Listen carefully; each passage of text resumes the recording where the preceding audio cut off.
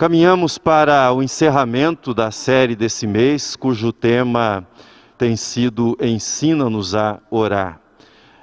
Nesta série de mensagens eu não poderia deixar de examinar esta oração que foi a resposta oferecida por Jesus para o pedido que um dos discípulos dirigira a ele, dizendo-lhe: Senhor, ensina-nos a orar como João Batista ensinou aos seus discípulos. No domingo do dia 16, o reverendo Roberto examinou a expressão venha o teu reino, que está presente nessa oração feita por Jesus, ensinada por Jesus. E hoje eu gostaria de passar por outras expressões que estão nessa oração que nós conhecemos como oração modelo e que eu estou chamando aqui de a oração essencial, o aprendizado da oração essencial. Então, passemos ao exame de algumas das frases que estão nessa oração que nos foram ensinadas por Jesus. Pai nosso que estás nos céus.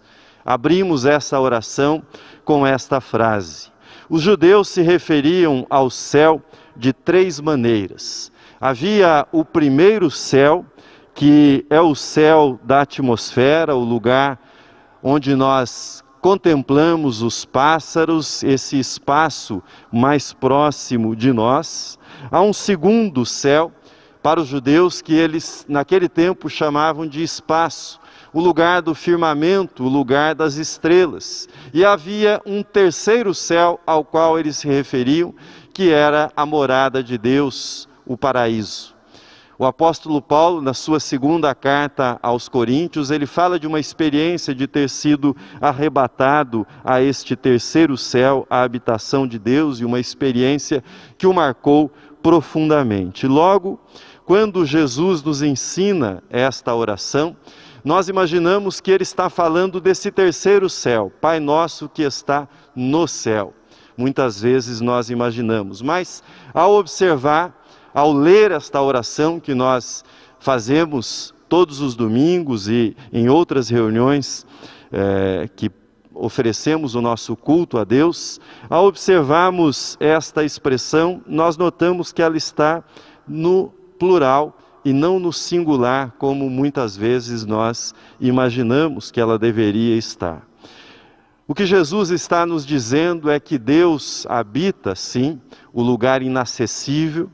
Deus está para além de todas as noções de tempo e espaço, mas com essa expressão no plural, Pai nosso que estás nos céus, Jesus está dizendo que o Pai está também na atmosfera, no ar que nos envolve, Ele está no firmamento que ao qual nós atribuímos o lugar das estrelas, e Ele está também perto de nós. Ele nos envolve, Ele nos cerca. Assim, se eu tiver que reescrever de modo explicativo essa primeira sentença da oração ensinada por Jesus como oração dirigida ao Pai, eu escreveria ou reescreveria essa primeira sentença da seguinte forma: Pai nosso que estás sempre perto de nós, que estás sempre próximo de nós. Infelizmente, a frase Pai nosso que estás nos céus passou com o tempo a significar o oposto daquilo que Jesus estava nos ensinando.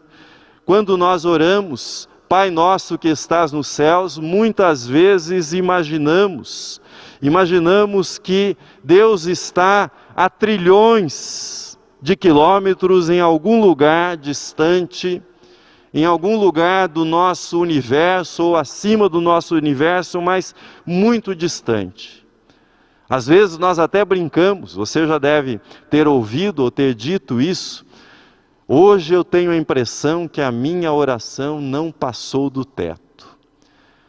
E quando nós dizemos isso, é como se a oração que nós dirigimos ao Pai, ela tivesse de fazer um longo caminho, uma longa viagem, e a fé fosse a força propulsora para fazer com que a oração chegasse a esse lugar no qual o Pai Celestial habita. Deus, nesta concepção, estaria anos-luz de distância dos seres humanos. Na oração do Pai Nosso, Jesus nos ensinou que as nossas orações, elas não são mensagens enviadas a um monarca celestial, habitando em algum lugar muito distante. Mas a nossa oração é uma conversa com o Pai, com o Abba, com o Paizinho querido, que está próximo de nós, que está perto de nós, que está em nós pela habitação do Espírito Santo. Portanto, é uma conversa dirigida ao Pai que vive ao nosso redor e vive em nós. É uma conversa de proximidade, de intimidade, de comunhão com o Pai. Isso muda o nosso pensamento e a nossa percepção da oração. A consciência e a experiência da presença de Deus ao nosso lado, da presença de Deus em nós, isso nos encoraja à vida de oração, nos encoraja a uma espécie de fluência na oração, nos encoraja a uma vida permanente de oração.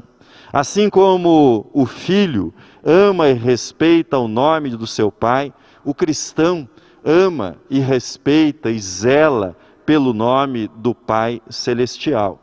O cristão deseja que o governo de Deus, que já é feito no céu, e aí na oração aparece no singular, seja feito a vontade de Deus, que é feita plenamente no céu, no singular, seja feita plenamente aqui na terra também.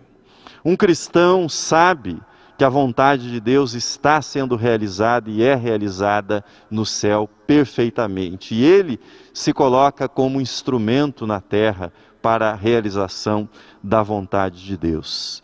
A santificação do nome de Deus, os sinais da vinda do reino e a realização da vontade de Deus, estas coisas já são uma espécie de começo, de antecipação da vida celestial aqui na terra.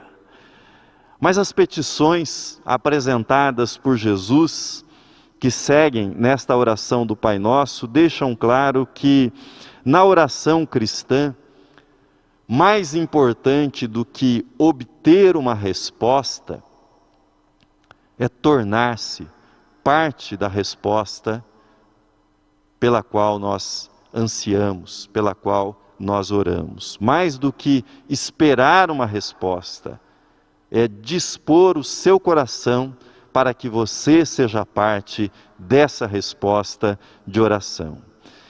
E com isso eu quero me concentrar em duas petições nesse momento e depois na última petição. Duas petições que, a meu ver, trazem para o cristão a consciência, trazem para mim e para você a consciência de que nós devemos orar com essa disposição de nos colocarmos nas mãos de Deus para que Ele possa usar a nossa vida como resposta à oração que nós dirigimos a Ele. Vejamos primeiro esta petição: o pão nosso de cada dia dá-nos hoje. Viver ansioso, viver inquieto pelo dia de amanhã é experimentar o oposto da paz, é experimentar o oposto da vontade de Deus que se realiza no céu. Viver preocupado e viver sobrecarregado é experimentar um pouco do inferno na própria vida. Porém, confiar que Deus providenciará, confiar que Deus dará o que nós precisamos para viver e o fará a cada dia, é fonte de paz, é fonte de segurança, é fonte de tranquilidade para a nossa alma, para a nossa vida. Saciar a fome é uma experiência humana, biológica, uma experiência orgânica. E esta experiência que é tão humana, que faz parte da experiência dos seres humanos.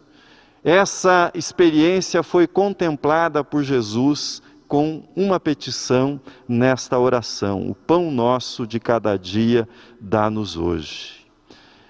Mas há mais um detalhe a ser observado nessa petição de Jesus. Ele menciona o pão nosso. E aqui eu quero fazer com você algumas distinções. A oração cristã é solidária. E é solidária porque ela é marcada pelo amor. Por isso pede-se o pão nosso de cada dia. Comer é uma necessidade biológica. Comer é uma necessidade para que as nossas energias sejam repostas e nós possamos permanecer vivos biologicamente. Mas, por outro lado, além da necessidade biológica, nós experimentamos o suprimento no ato de alimentar-nos, nós experimentamos o suprimento de outras necessidades. Por exemplo, quando nós ceamos ao lado das pessoas que nós amamos, nós revelamos a dimensão social da nossa vida.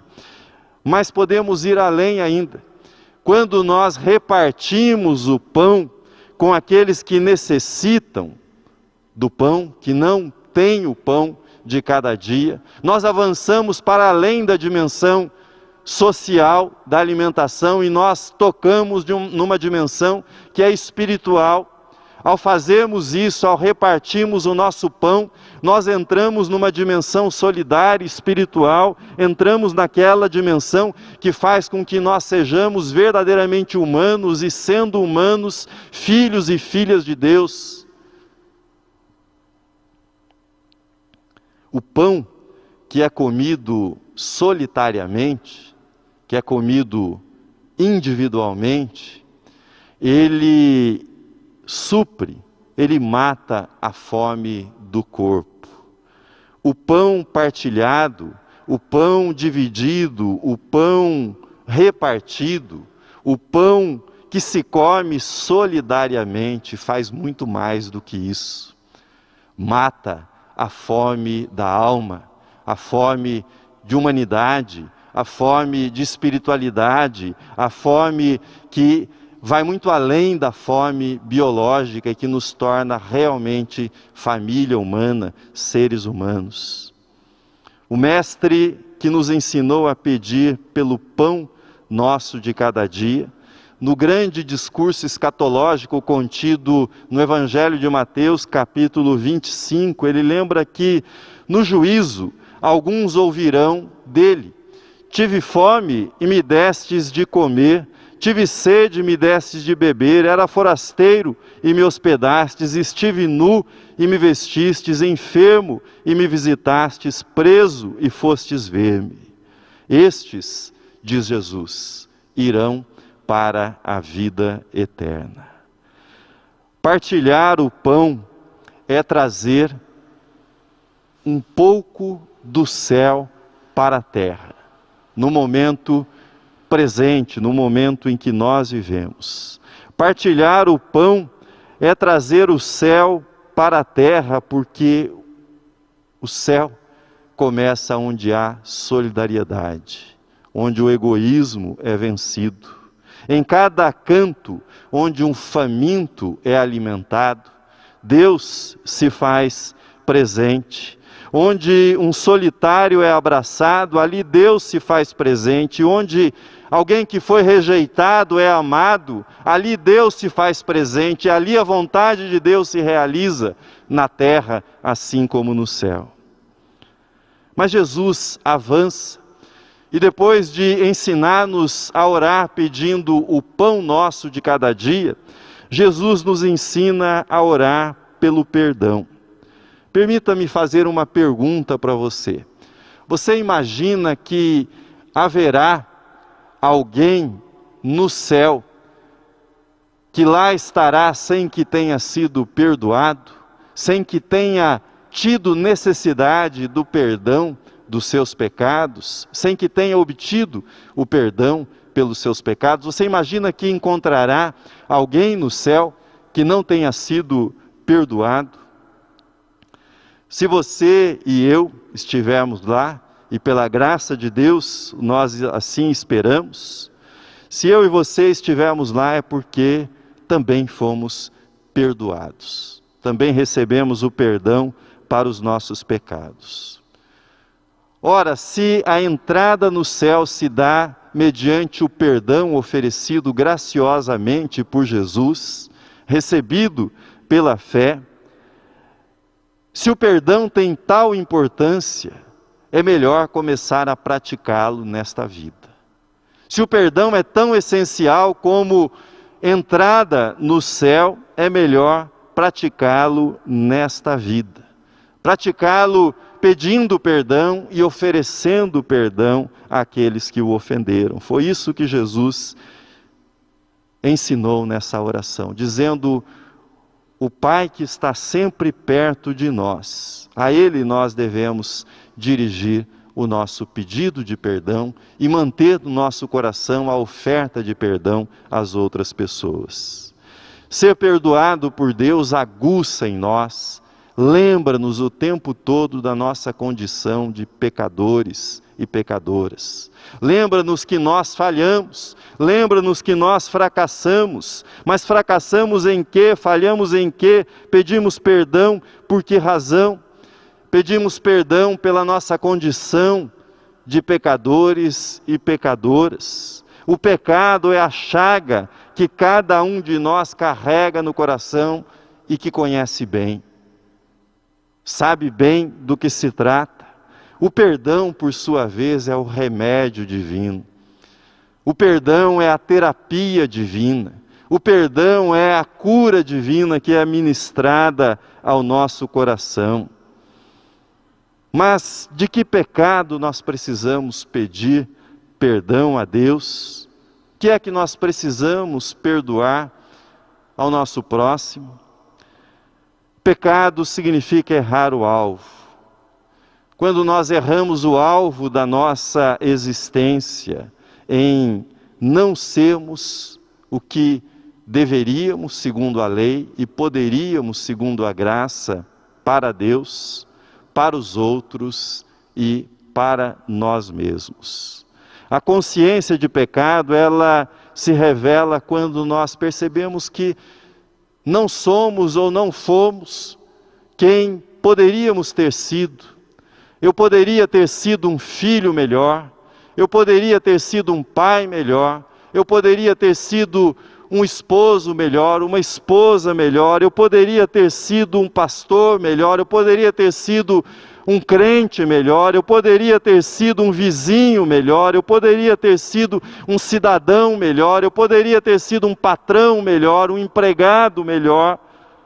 Quando nós nos damos conta que o pecado significa não ter atingido o alvo, não ter conseguido ser o que nós poderíamos ter sido, fica evidente que nós somos pecadores, precisamos da graça de Deus. Paulo, que foi arrebatado ao terceiro céu, que eu mencionei ainda há pouco, Paulo sabia que ele não era quem poderia ter sido, que dentre os pecadores ele se apresenta como o principal, mas ele tinha o conforto do perdão. Por isso ele disse: pela graça de Deus sou o que sou. Pela graça de Deus sou o que sou. Sou perdoado por Deus, sou amado por Deus, sou aceito por Deus. Ele que foi ao terceiro céu, assim disse: pela graça de Deus sou o que sou. Jesus termina esta oração dizendo: livra-nos do mal. Não nos deixes cair em tentação, mas livra-nos do mal. Jesus ensina-nos a orar pela vitória sobre a tentação e o maligno. Quando eu era criança, um vizinho, um rapaz que morava na vizinhança, Esse rapaz, certa noite, voltava de uma festa e, querendo chegar mais rápido na sua casa, ele, naquela noite, resolveu pegar um atalho. Ele precisava atravessar por um terreno vazio, um terreno abandonado, e esse terreno representaria alguns minutos de vantagem para ele no retorno para a sua casa. E assim ele o fez, tomou aquele atalho. E mais ou menos na metade daquele caminho, ele pisou sobre um poço. As tábuas que cobriam aquele poço, que já não era mais utilizado, estavam apodrecidas e ele foi parar no fundo daquele poço. Ele ficou ali até que o dia amanhecesse e alguém pudesse ouvir os gritos dele, alguém que passava perto e o ajudasse a sair de lá, porque ele não conseguia sair sozinho de lá. Quando eu era criança, ouvia essa história, conhecia esse moço. Felizmente ele não se feriu gravemente nessa queda, mas aquela história me impressionou profundamente. Imaginá-lo passando uma noite no escuro, no fundo daquele poço, era uma coisa que me assustava bastante.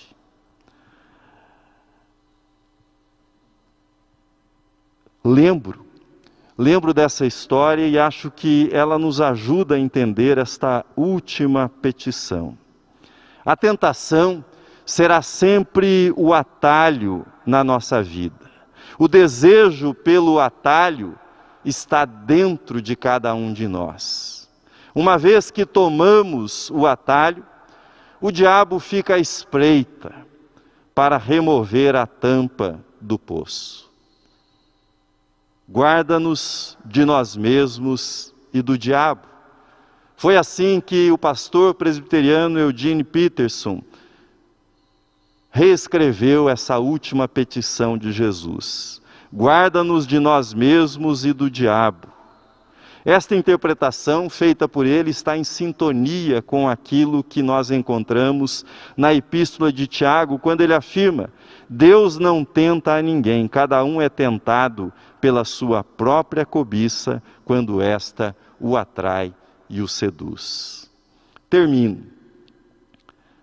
Senhor, obrigado por nos ensinar a orar sabendo que temos um Pai perto de nós, próximo de cada um de nós. Obrigado por nos ensinar a orar ansiando pela vinda do Teu reino. Obrigado por nos ensinar a orar pelo pão nosso de cada dia repartido com os nossos irmãos. Obrigado por nos ensinar a pedir perdão e a oferecer perdão àqueles que nos ofenderam. Obrigado, Senhor, por nos ensinar a orar pelo livramento do mal que podemos fazer a nós mesmos e podemos fazer aos outros.